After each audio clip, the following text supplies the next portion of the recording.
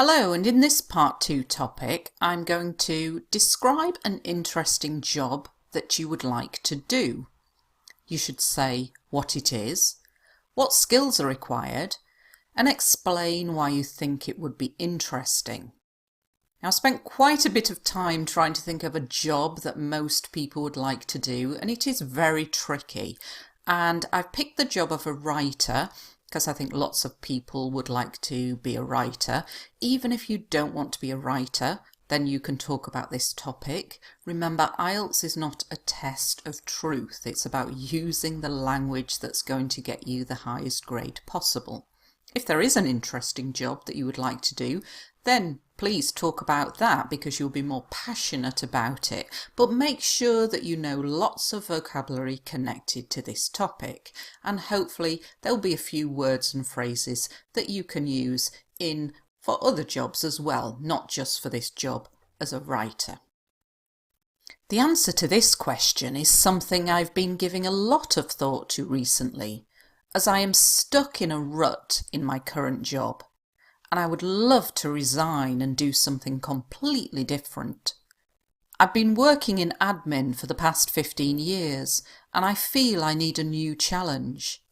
It's a dead-end job with no promotion prospects, so I need to jump ship, but that is quite a scary prospect. Anyway, what I'd absolutely love to do is become a writer. Some might argue that you need to have a degree in creative writing or whatever. However, I feel that the key skill for this job is an imagination. The best writers create stories with amazing plots, plot twists, and a great protagonist. And for this, you need to be a creative and imaginative person. Working in an office like I do, I have to commute to work every day in rush hour traffic, and I'm sick to death of being part of the rat race. Being a freelance or self-employed writer, I could have a home office, and my commute would be from my bed to my desk. Mind you, I'm probably kidding myself that it would be interesting, and in reality, I would probably be sitting staring at my computer, suffering from writer's block. Nevertheless, what interests me most about this job is whether I would actually be committed and dedicated enough to finish a book. It would be a test of character and a challenge, and like I said at the start, I need a new challenge. Okay, lots of great things in this model answer, such as this start. The answer to this question is something I have been giving a lot of thought to recently. So something you can learn as your opening line for your part 2, because you've got some great grammar here. I have been giving a lot of thought to recently, and it means I've been thinking about it a lot recently, but we've got the present perfect continuous. Some fantastic vocabulary here for this topic. I am stuck in a rut. A rut is like a hole in the road, and so if you're stuck in a rut, it's like being stuck in a hole and you can't get out of it. So I'm stuck in a rut in my current job, and I would love to resign. This means to quit, to leave.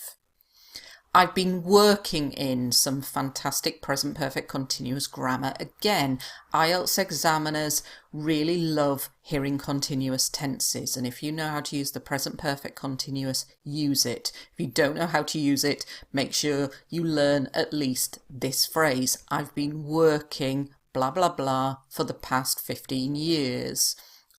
It's a dead-end job. A dead end is a road where it's impossible to get any further. You must turn around and go back the way you came. So a dead-end job is a job with no promotion prospects.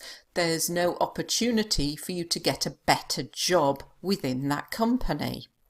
So I need to jump ship. If a ship is sinking, you need to jump out of it. But we use the phrase to jump ship, meaning to leave, to go. A scary prospect is a frightening idea. So the idea of leaving a job, even if it's boring and you hate it, is always quite frightening. So we can describe it as a scary prospect. If you're talking about any job, think about the key skills, and these are the important things that you must be able to do. And I've got some very good vocabulary connected to books in here. So the plot, which is a storyline. A plot twist is when the storyline goes in a direction you weren't expecting. And the protagonist is the main character in a book or a film or a TV series. Very useful vocabulary for lots of other topics, for talking about transport, for talking about where you live, for talking about the environment, for writing. To commute. To commute means to go from your home to a place of work and travel a significant distance. That is the verb, but I've also used it as a noun, my commute. You can call yourself a commuter. So this is a very useful noun, verb that you can use for writing and speaking. This is also very useful, the rat race. If you looked down on a city like London, Beijing, Tokyo, everybody would look like little rats running about.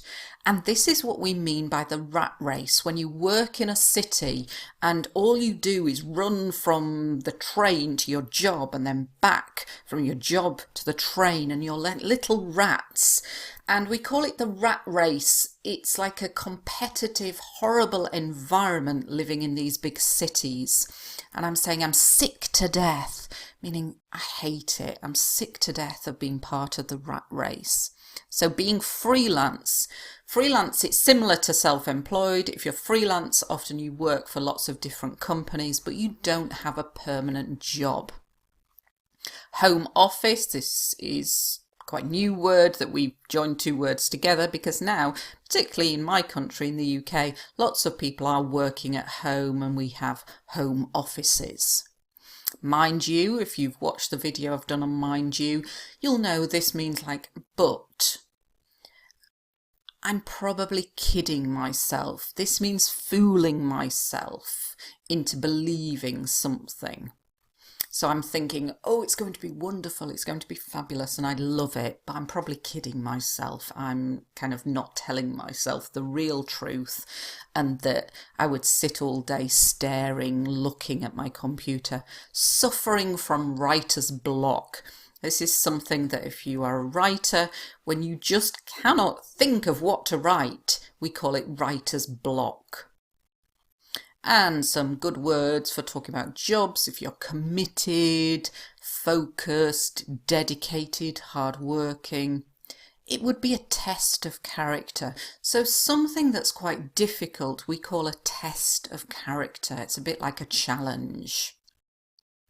And like I said at the start, I don't think I even did, but it's a very good phrase to use. It's like saying, as previously mentioned. Lots of great vocabulary in this topic, not just for this part 2, but for part 1 questions as well. So particularly words like commute, if these are new words for you, very, very useful for writing, especially for topics like the environment. Thanks for watching.